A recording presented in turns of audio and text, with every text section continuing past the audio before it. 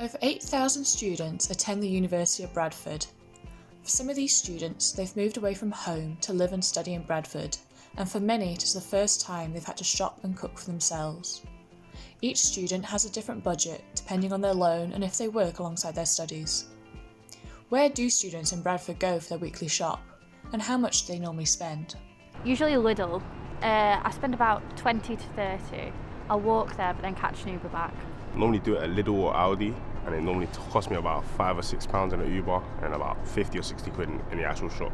Here in the UK, I usually go to Tesco Superstore, and I think I spend like £20 per week. Usually it's in Lidl, and it costs like £30. According to a survey of students at the university, the average cost of 1 week of food is between £20 and £25, with most students choosing the comparatively cheaper supermarkets like Lidl, Aldi and Tesco. One student offered to show us how she and her partner shop and what meals they normally make during the week. For our first week of shopping, we went to Asda and Farm Foods and spent £47.28. We had just got a new freezer for the house, so we were stocking up on frozen food that we could use for quick dinners throughout the week. We also got some treats, like ice lollies and sweets. This food would normally feed both of us for about 2 weeks. We also bought energy drinks and canned drinks because we like to take them with us to uni and not have to waste money buying separate from the corner shop. Our favourite recipe to cook is the mac and cheese because it's filling and leaves plenty left over for tomorrow's meals as well. The other recipe we chose to make was pasta with cheese and beans because it's a quick, simple meal to make when you're too tired to do much else. At the end of the week we got a Chinese takeaway which cost £19.60 for the both of us, and we had leftovers for the next day too. We decided to get a takeaway because we were too tired to cook after a long day.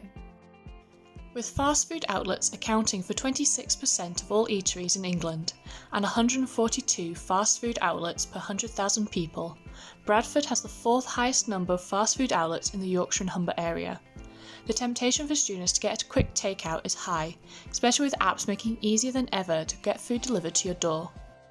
How often do students at Bradford get a takeaway? We try to do it once a week, but it happens more often. Sometimes like 3 times a week. It costs like 20-30 quid between us. To be honest, here in the UK, I've never tried to take away something.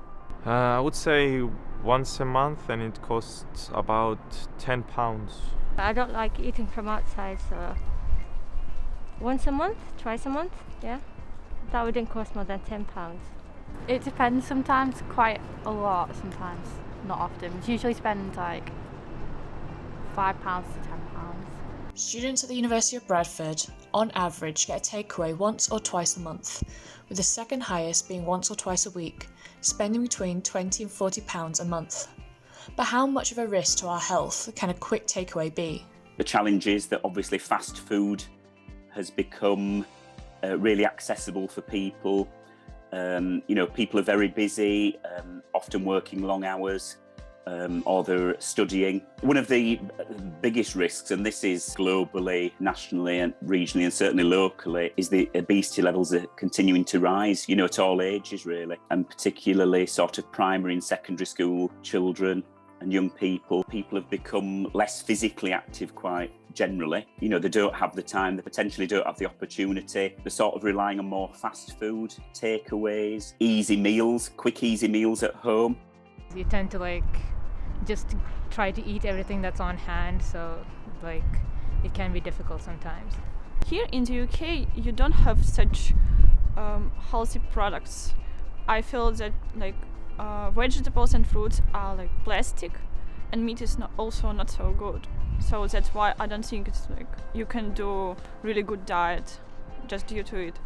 Bradford is good in junk food and stuff, but don't rely on it because eventually you'll pay the price afterwards because you'll get a lot of stomach pains and because they cook it with too much oil and you really don't need that, so you better keep healthy, cook at home, roast food.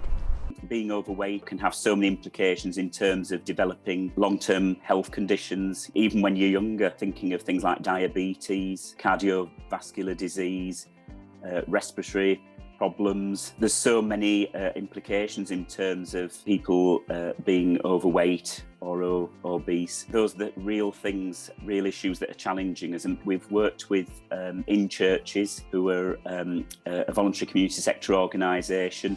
We've linked in with them to develop some short video clips around preparing healthy foods and meals, including fakeaways. And they've looked at an alternative to make it a bit healthier and to sort of upskill people to think about making those small changes to how they prepare food and the ingredients they use. We find it quite cheap to live on a minimum budget to eat in a balanced diet.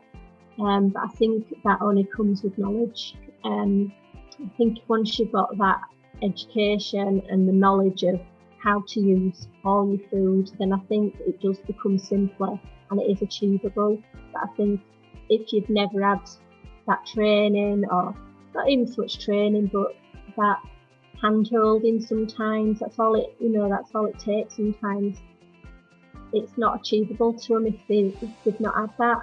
And we find that quite often with healthy food's expensive, but it doesn't really have to be if you've got that knowledge. It's been organised, and I think for students, for anybody, it's a difficult thing to actually get into that mindset. But once you are in that mindset of, you need to prioritise yourself before you do anything else.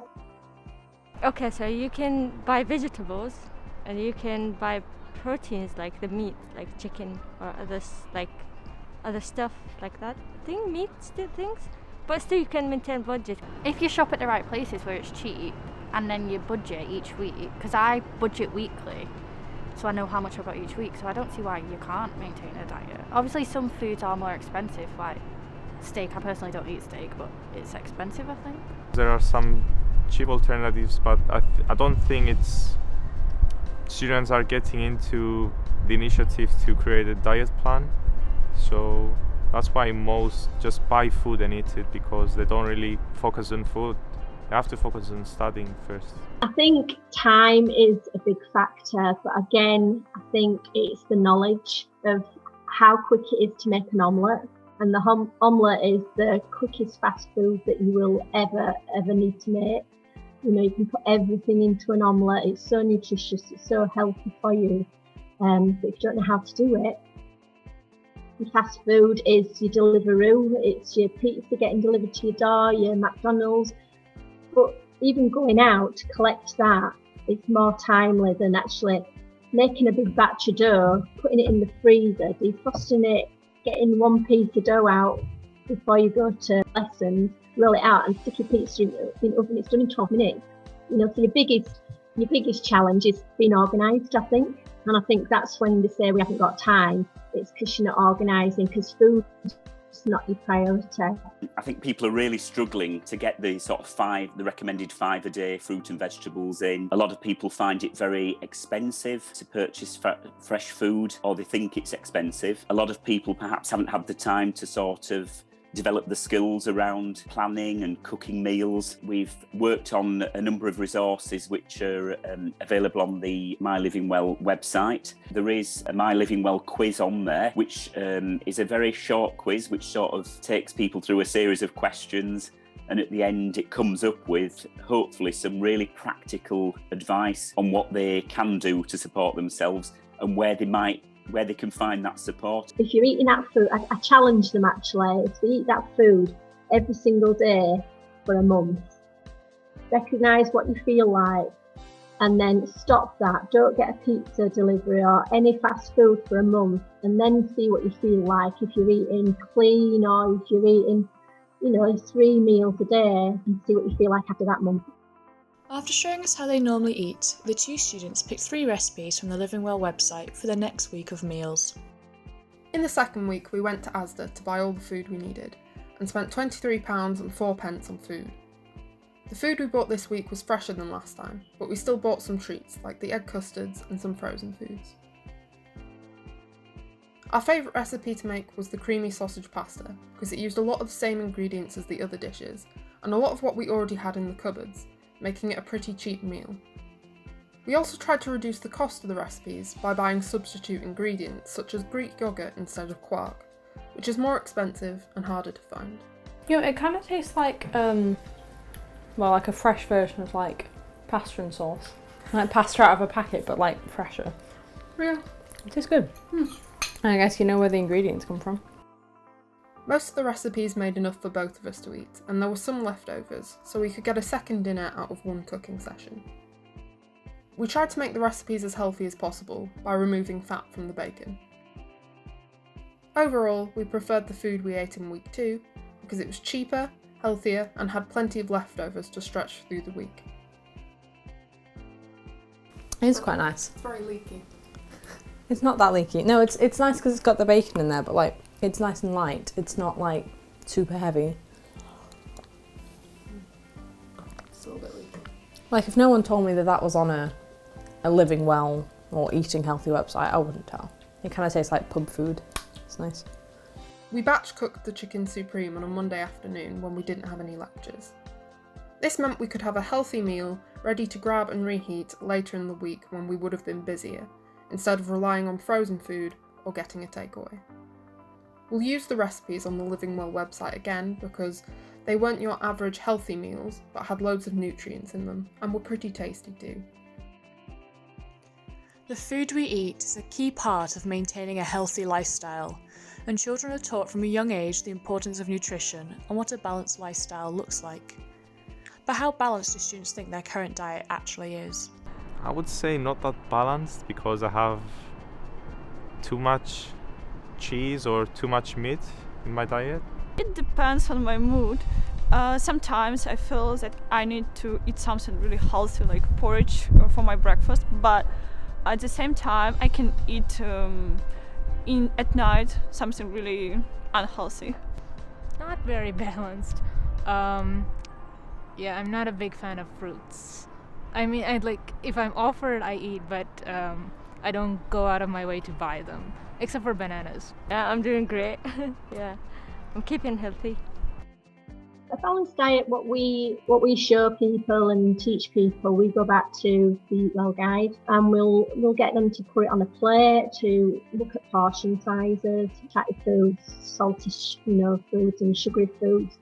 We all know why we shouldn't be eating all these foods, but I think when they've got a bit more education and they've learnt more about why it's bad, if you eat too much sugary foods, then they could end up with diabetes, could end up with having the limb taken off, then we need to give them that choice and instill it to them at a young age. But even adults, we all choose wrong foods. But I think if you've got the balance and eating's fun and you feel healthy, then I think you've got the balance right. We deliver cookery classes and we work with children, adults, people with disabilities. So we tailor make each of the cookery courses to suit the needs of the participants. So they last for about an hour and a half each week, and we provide all the ingredients for the participants. It's relatively cheap, so it's £7 a lesson, so